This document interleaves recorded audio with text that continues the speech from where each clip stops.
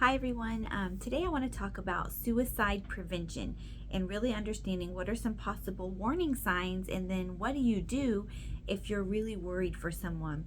This is not an easy topic to talk about. It's uncomfortable for a lot of people, but I think it's important that we understand and we have a plan for what to do if you ever encounter this kind of situation. So basically, just keep in your mind that every person's different. So if I talk about some possible warning signs, um, one person could show multiple of those, and this other person could show none of those. So just keep that in mind. So some possible warning signs, if you have someone who has had a change in behavior, or they're now exhibiting a brand new behavior that's a little different than them, and if this is also coupled with a major change in their life, a big emotional event or a loss, this is where you need to perk up and pay attention and maybe start asking some questions. If they're talking about um, killing themselves or having no reason to live or feeling like they're trapped or in unbearable pain or like they're hopeless, if they're not looking forward to anything, these are some things that they may be saying that can clue you in that they're struggling and they need some help. Perhaps they're having some behaviors that give you some clues. Some common behaviors, if they're increasing their use of drugs or alcohol, or if they're withdrawing from things that they normally enjoy doing, if they're isolating themselves from friends and family, they're no longer being involved or talking to people, giving away possessions, visiting or calling people to say goodbye. These are all some possible warning signs for behavior. So some moods, maybe they're experiencing depression, anxiety, loss of interest. Maybe they're more irritable, having large feelings of humiliation or shame, agitation or anger, or a relief or sudden improvement. If somebody has made a decision that they are going to take their life and not experience this unbearable pain, they're going to feel better for a little bit because they know it's not going to continue. So basically, if you are concerned about someone, don't be afraid to ask them some hard but direct questions. And this is a little bit what it can look like.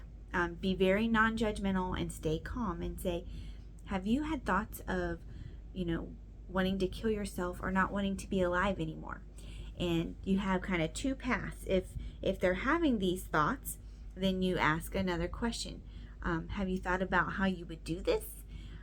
If they say no and they don't really have a plan, then you would think through, have you thought about getting some help? And just talk to that person about things they can do to try to feel better and get some help. Because once you reach a certain point, you do need help.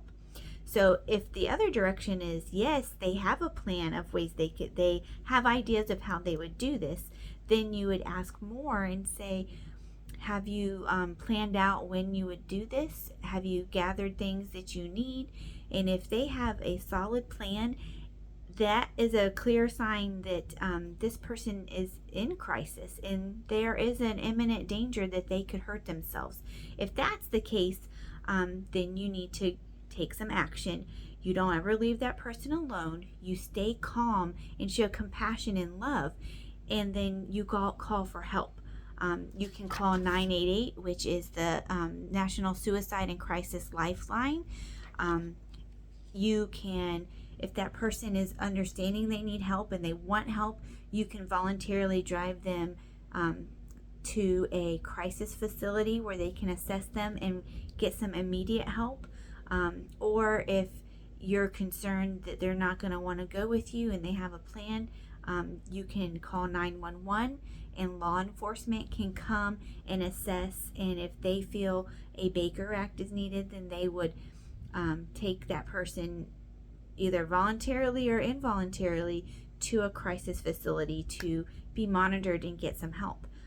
These situations are very difficult, and you don't want to ignore warning signs. You want to be bold and you want to ask that person if they're doing okay. And even if in the case that someone seems okay all the time, it's not going to hurt to be like, how are you really doing? And don't just take a fluff, easy answer of, I'm good. How are you?